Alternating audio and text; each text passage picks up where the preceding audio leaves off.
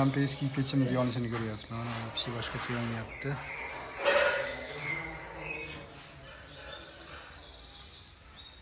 Morgan tashaga o'chib qoladi hozir bo'l.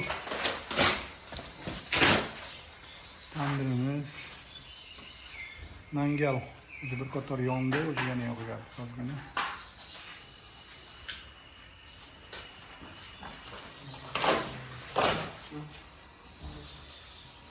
Ular ishlashini qaraydi, ular yonsa.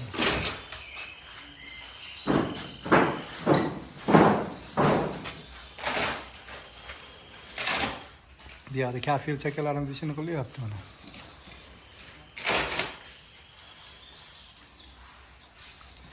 Narginga tasha. Tepalarni ham qo'shibdi. Ammo boshqacha chiqargan a. Narxonalar. Xonaga alohida keladi.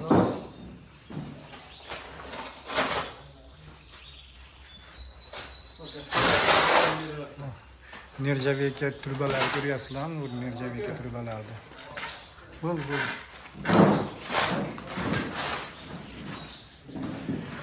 Xo'sh, bu yerda nimalar bor? Mana рабочий stol, остров, moyka, рабочий stol, gaz plita, mangal o'rtada. Istagan narsalarni pishirib bera olaman deb turibdi mana. Bu yerda tandirimiz asosan shunaqa yonadi, to'g'risi. Buni o'ta baland olovda yoqib bo'lmaydi. Chunki uzoqqa chidamaydi. Shuning uchun past olov bilan iloji bo'lsa bir tutga yoqsanglar mana shu holatda zo'r bo'ladi. 5-6 soatdan keyin katta olov yoqib yuborsanglar bo'laveradi degani, endi bu noto'g'ri ozgina. Mana shu holatda polniy chiroyli qilib pishirib, tepadagi loylarini quritib olsanglar tarasha qilib, sizlarga uzoq yillar xizmat qiladigan bo'ladi. Xuddi agnipolniy g'ishti singari bo'lib ketadi tandirimizda. Bu mangalimiz, endi bunga любой narsani hozirdan yoqsanglar bo'laveradi. Bu yerda mana O'zbekistonda endi ko'proq trendga aylanayotgan, urf bo'layotgan mana Pampeski pech. Alisher akamniki bu ham mana trubalar rosa chiroyligidan qo'ydi, nirjavikalaridan qo'ydi. Alisher aka bu navbatdagi xonadoniga qilib berdik. Bunisi kattaroq bo'ldi to'g'risi. O'zi ham 15 metrdan oshiq joy egallandi o'tganmasiga.